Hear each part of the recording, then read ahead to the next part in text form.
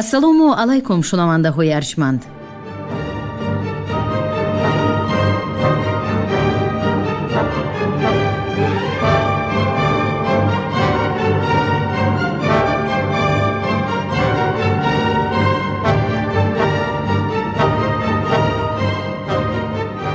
ба таваҷҷӯҳи шумо гуфтор аз силсилаи хониши адабӣ. қироати китоби президенти ҷумҳурии Тоҷикистон муҳтарам Эмомалӣ Раҳмон «Тоҷикон дар оинаи таърих аз ориён то сомониён». китоби 4 гуфтори 97. من بارها از پیشوایان دین و علمای شناخته اسلام پرسیدم که از دیدگاه قرآن مجید و احادیث نبوی مراسم‌های عاید به آش سری تختگی 3 7 20 40 6 ماهگی و سری سال آیت حدیث یا روایت ذکر شده است یا نه؟ آنها در پاسخ قید کردند که از باب این مراسم ها آیت یا حدیث نیست. برای بارها تأکید گشته است که در حق گذشتگان تلاوت کردن آیت های قرآن رواست و ثواب آن به ارواح گذشته ها می رسد.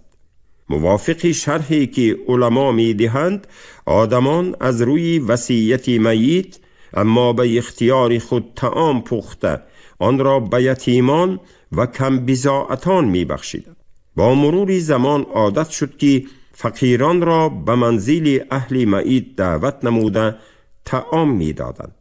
این کار بی شبهه امر خیر است، لیکن طوری که می بینیم آن تدریجاً به یک امر زیشت و ضیافتی سیرخرج تبدیل یافته است که مردم ما به معرکه های سوگواری شخصان نامدار، ثروتمندان، حتی راهبران ناحیه و عموماً آدمان زیاد را دعوت می نمایند.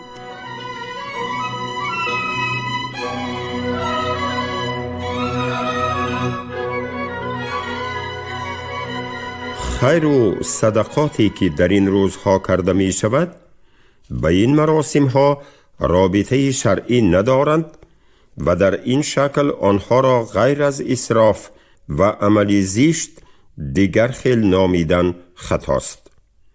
مسلم است که خیر و صدقات زمان و مکان مخصوص خود را ندارند و آنها حق نیازمندان و فقیران و یتیمان و بینوایان می باشند.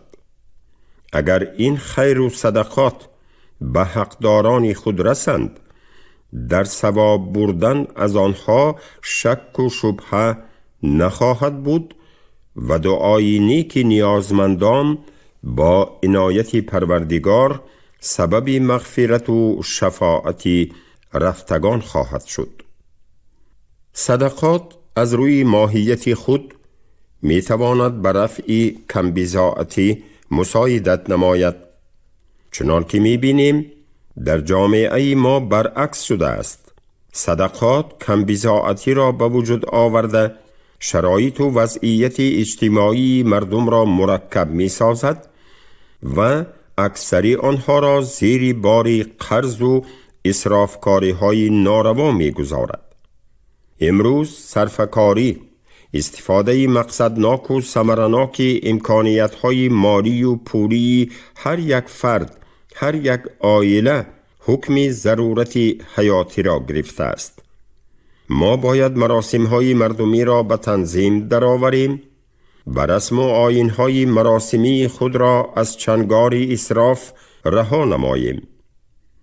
در اینجا البته نقش خادمان دین، اهل ضیا و اشخاص با نفوذ و صاحب احترام بسیار کلان است. هدایت و راهنمایی درست مردم، مخصوصاً دایر به کم خرج و سبک گذرانیدن مراسم های دینی، باید وظیفه بیواسطه پیشوایان و خادمان دین باشد.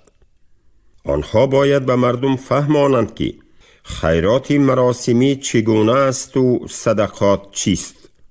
ما می خواهیم اسراف را که در اسلام حرام است و برای امروز و فردای پیشرفت کشور مانع ایجاد می کند برطرف ساخته مصرف‌های مراسمی را به حد اعتدال بیاریم. نگذاریم که پول و مال مردم غیر مقصدناک صرف گردد. از نگاه اسلام، از درآمد کسب حلال خود زندگی کردن به همه تعلق دارد، حتی به پیغمبران. از اینجاست که کلی پیغمبران صاحب پیشه بودند و از پیشه خود کسب معاش می کردند. چنانچه حضرت آدم کشاورز بودند و نوح دوریدگر، ادریس دوزنده، صالح تاجر، داوود زره باف، سلیمان سبد باف، موسی و شعیب و پیغمبر اسلام محمد مصطفی به چوپانی مشغول بودند. مادام که دین کسب نبوده است و پیغمبران خدمت به دین را مایه رزق و روزی قرار نداده اند، پس چی جای سخن از دیگران، خصوصا از ملاهایمان که این امر خدا را دانسته و یا ندانسته اجرا نمی کنند. پس کوشش و کار را واسطه روزگذرانی کردن هم امر پروردگار و هم رسالت زندگی است. در این بابت مولانا جلال الدین بلخی نیز خیلی به مورد فرموده است: گر توکل می کنی در کار کن، کسب کن پس تکیه بر جبار کن.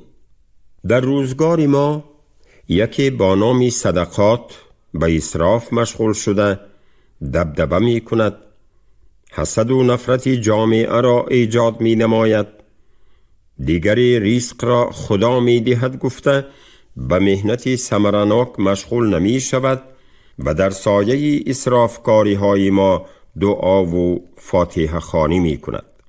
متاسفانه بعض پیشوایان و خادمان دین رزق ما را خدا در سری بنده هایش چاشیده است، گویان به کسب روزی از راه مهنت حلال مشغول نگشته صدقات را به قولی همچون راهی گریز از مهنت انتخاب کردند.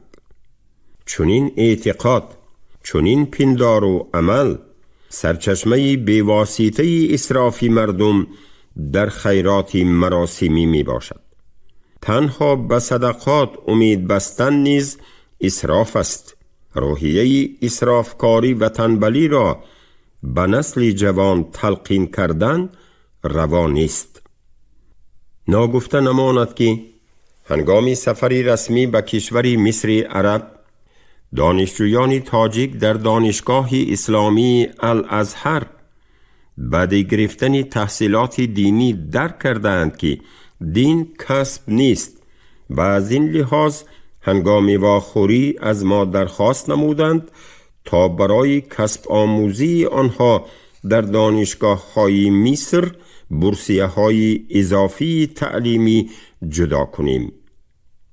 اسرافکاری در مراسم ها و معرکه های مردمی شاخه های زیاد و ریشه های عمیق دارد. از این رو تنظیم آنها تقاضا می نماید که شخصان و گروه های علاهیده، تشکیلات و شرکت های دولتی و خصوصی فعالیت خیریوی خود را در جامعه درست براه مانند. نگاه و بین و به فرزندی خواندن یتیمان، کمک رسانیدن به مکتب و بیمارستان ها، یتیم خانه ها، کندن جوی و چاه ها، تامین کردن مردم با آب آشامیدنی و آبیاری زمین ها، ساختن و خریدن خانه به بینوایان، بنیاد یتیم خانه، خانه های معیوبان، حمام و به کارهای خیر و ثواب راهنمایی نمودن مردم از عملهای نیکی خیر و صدقات به شمار می رود. پیغمبر اکرم محمد مصطفی نگاه و بین و پرستاری یتیم را که در ذات خود بهترین عملی انسانی است چنین ستایش نموده است: هر کی یتیمی را به پرستاری گیرد، آن یتیم حجاب بین او و بین آتش دوزخ گردد. هر کی سری یتیمی را سیله کند، وی را به هر تاری موی سری آن یتیم ثواب باشد. یا خود پیغمبر بزرگ اسلام در جای دیگر فرموده است: بهترین خانه در بین خانه های مسلمانان این همان خانه است که در آن یتیم است و به او احسان کرده می شود. بدترین خانه در بین مسلمانان آن است که در آن یتیم آزار می یابد. سپس پیغمبر با دو انگشتش اشاره می کند: من و پرستاری یتیم در بهشتیم. اکنون می بینیم که پرستاری یتیمان چقدر ارج بزرگ داشته است. اگر معرفت درست و هدایت حقیقی دینی می بود، اسراف به چنین دهشت اجتماعی تبدیل نمی یافت.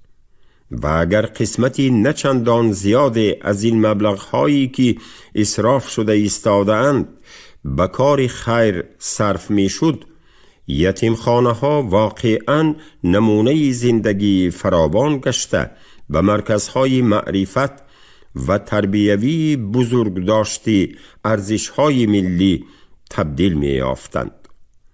هم ارواح اجدادمان شاد می شدند و هم آینده ملتمان درخشان می گشت.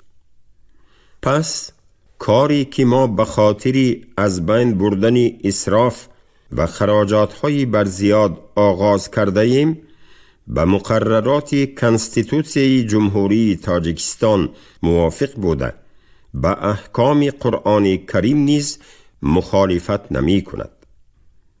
در عین حال اسرافی که به مراسم‌ها و معرکه‌های مردم ما خاص گشته است، جنبه استوار دینی و ماهیت اجتماعی ندارد.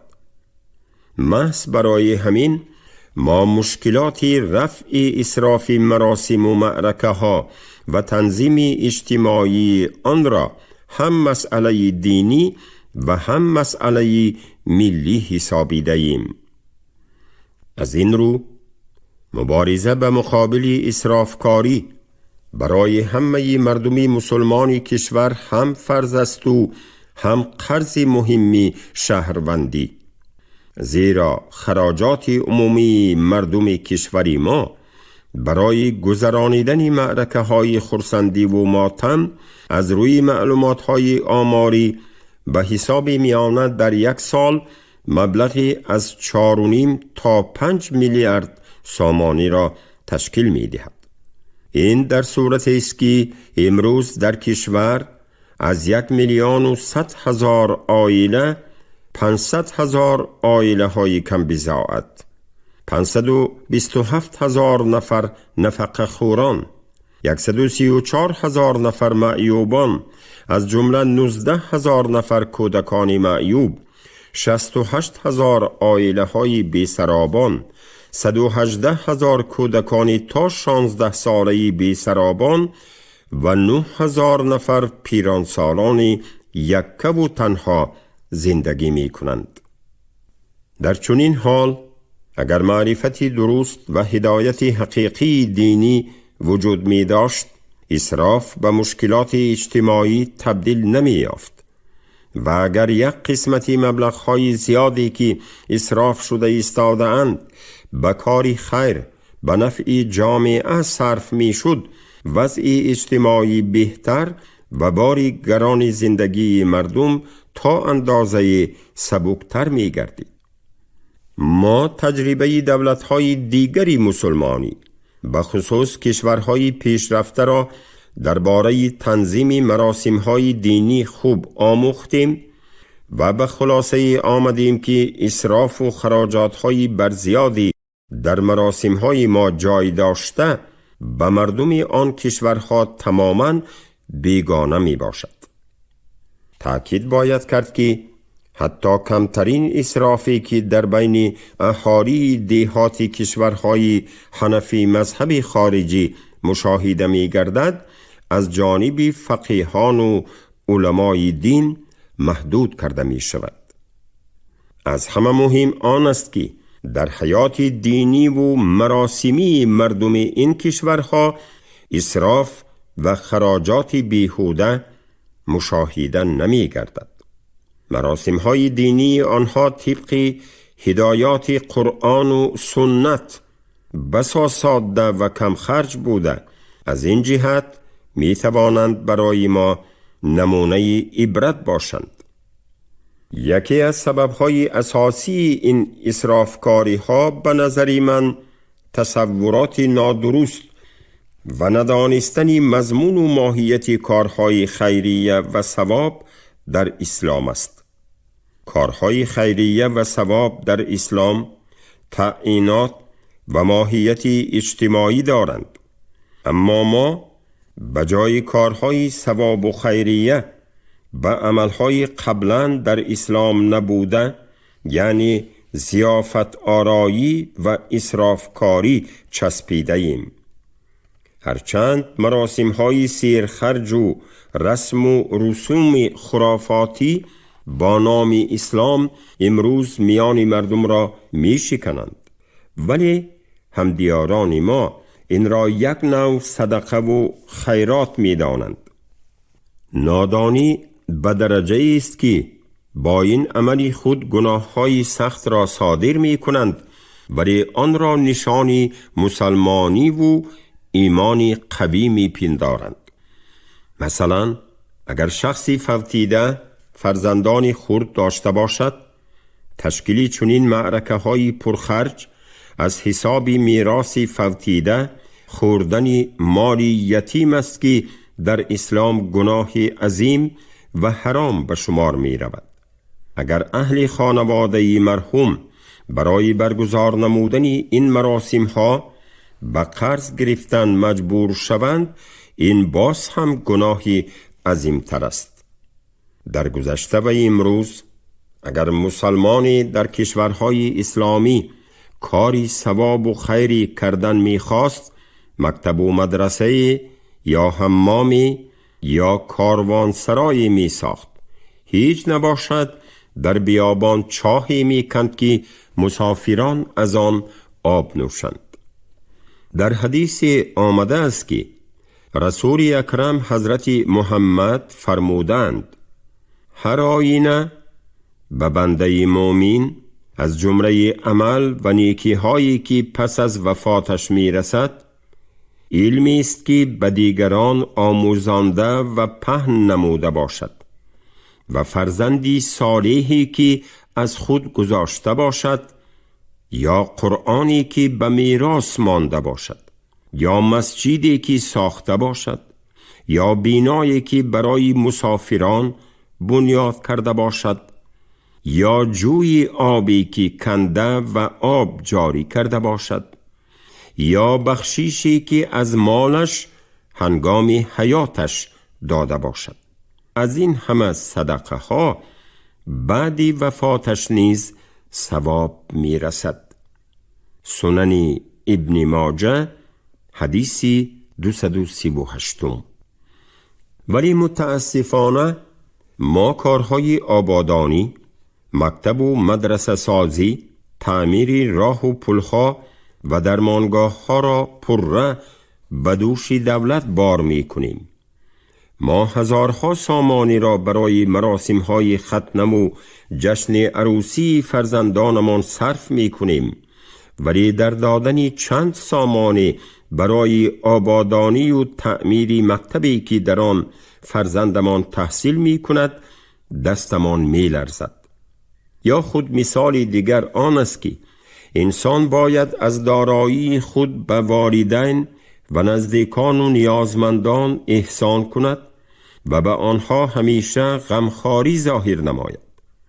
ولی متاسفانه ما در زندگی والدین کمتر مهربانی ظاهر می کنیم، برایشان چندان دست همت نمی کشاییم، اما بعدی از عالم رفتنشان مبلغ‌های هنگفت را صرف نموده آنها را آبرو و عزت می نماییم. فراموش می سازیم که بعد از مرگ خیر و احسان و ثواب معنای دیگر می گیرد، یعنی والدین مرحوم ما به فرستادن دعای نیک به ارواحشان و تلاوت آیت‌های ربانی نیاز دارند. بعد مرگ در حق آنها فقط دعا کردن واجب است. پس از وفات والدین پول و مال زیاد صرف کردن و آراستن هر گونه معرکه های سیرخراجات یعنی اسرافکاری در احکام شریعت ناآمده است. در بین خلق ما مقالی زنده خار و مرده عزیز بسیار معروف است که همه ما را وادار می سازد تا به قدر انسان در زندگیش برسیم. افزونی شماره اشتراک کنندگان مراسم های خرسندی و سوگواری بعضی علما و خادمان دین را تا حدی به وجد می آورد که آنها تبلیغ ماهیت و مضمون ارزش های مراسمی دین اسلام را از مد نظر دور ساخته در بعضی موردها مراسم ها را به صحنه تبلیغاتی غایه های افراطی تبدیل می دهند. در عربستان سعودی که گهواره اسلام است و اسلام رکن رسمی دولت می باشد، یگان نفر خطیب به خطبه از طرف دستگاه داخلداری دولتی تصدیق و تصویب شده به خطبه گفتن حق ندارد. حتی بیرون از متن تصدیق شده نیز چیزی علاوه کردن نمی تواند. چرا در کشور ما منبری حساس ترین رکن معنوی جامعه بی نظارت و برای تبلیغات این گونه شخصانی که با نام دین اسلام عقیده های بیگانه را تبلیغ می کنند باید گشاده باشد؟ همزمان کتاب و رساله و ورقه های زیاد غیر قانونی چاپ و پهن کرده می شوند که می توانند در جامعه وضع ناآرام ایجاد سازند. دولت در دایره قانونگذاری عمل کننده صلاحیت دارد که برای حفظ آرامی و ثبات جامعه اصالت و ارزش‌های فرهنگی مردم کشور به فعالیت تشکیلات‌های دینی اهمیت دهد. شعور دینی مسلمین تنها محصول جامعه امروزه نیست. آن در زمینه تصورات و تعلیمات‌های مذهبی چندین قرن گذشته تشکل یافته است. از همین رو اصلاح هم در راستای شعور تاریخی و هم در سمت شعور معاصر ضرور است. ضمن بررسی شعور تاریخی دینی و آموزش سرچشمه‌های اساسی اسلام می توانیم دریابیم که ما تا چه اندازه در زمینه اسلام اصیل محمدی و رعایت آیات قرآنی قرار داریم. همزمان ما باید به محیط دینی و مذهبی امروز خود نگریم و آن را در مقایسه به اصول اصلی اسلام بررسی کنیم. مسئله دین و ملت و فرهنگ ملی مقام معینی در تحقیقات‌های علما و فضلای اسلامی دارد. اگر تاریخ تمدن اسلامی مورد نظر قرار گیرد، معلوم می شود که بزرگان دین نه تنها علم و فرهنگ ملی حتی ارزش‌های بهترین تمدن جهانی را وارد آن ساختند. شناخت اسلام از نگاه بنیادی تعلیمات خود به علم و معارف اختلاف نمی ورزد و مجموع آیات قرآن و حدیث‌های پیغمبر اسلام مسلمانان را به آموختن علم و فرهنگ دعوت می کنند. اکثر متفکران گذشته تاجیک، امام اعظم، امام بخاری، امام ترمیزی، امام غزالی، ابو علی سینا، عمر خیام، ابو ریحان بیرونی و ده‌ها دیگران هم در علوم دنیوی و هم دینی اثرهای برجسته تعریف کردند. حتی مدرسه های بخارا و سمرقند در عصرهای میانه چون مرکزهای بزرگی علمی و فرهنگی شهرتی عالمگیر داشته، در آنها نه تنها آثار مولوی، سعدی، حافظ و بیدل را سبق می دادند، بلکه ریاضیات، نجوم، هندسه بر این علوم دنیوی و فنهای دقیق را می آموختند.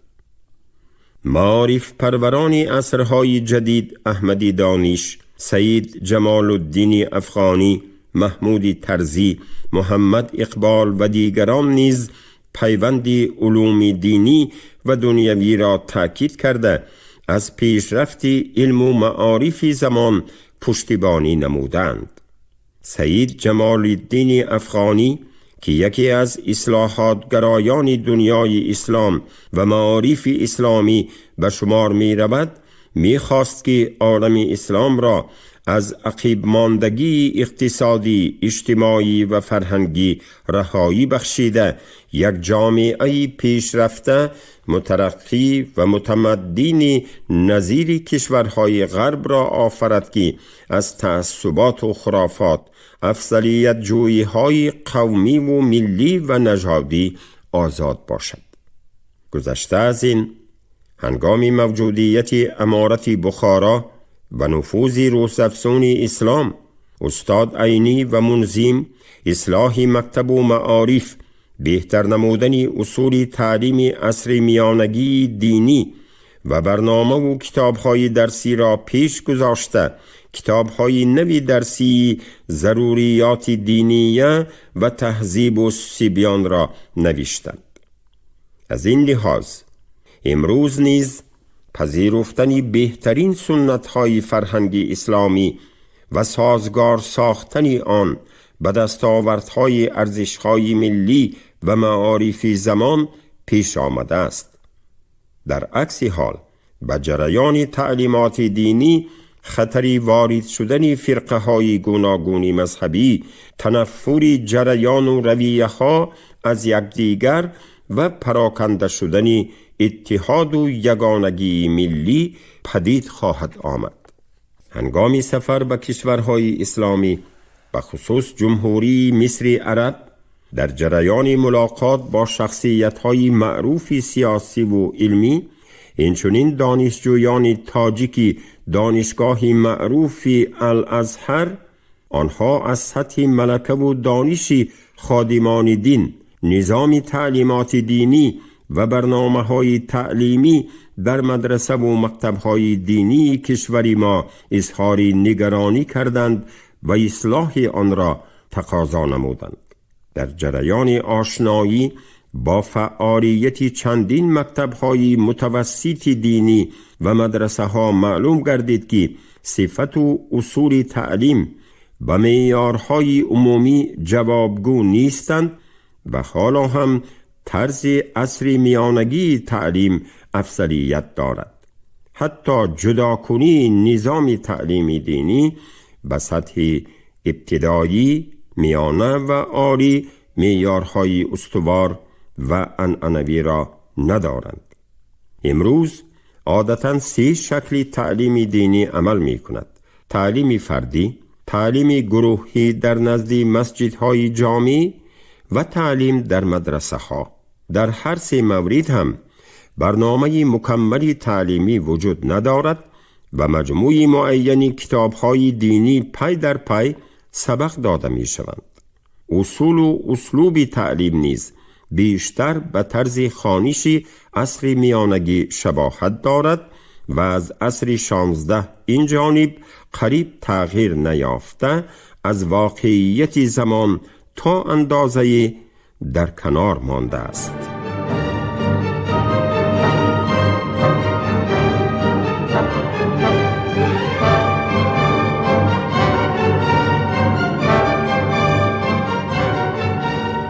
شنوندگان گرامی، شما گفتار 97 را از کتاب پرزیدنت جمهوری تاجیکستان محترم امامعلی رحمان، تاجیکان در آینه تاریخ، از اوریان تا سامانیان شنیدید. راوی علیزاده عبدالرشید خوجمقل، کارگردان شیرعلی نغزلی. پایان گفتار از سلسله خوانش ادبی. شاد باشید.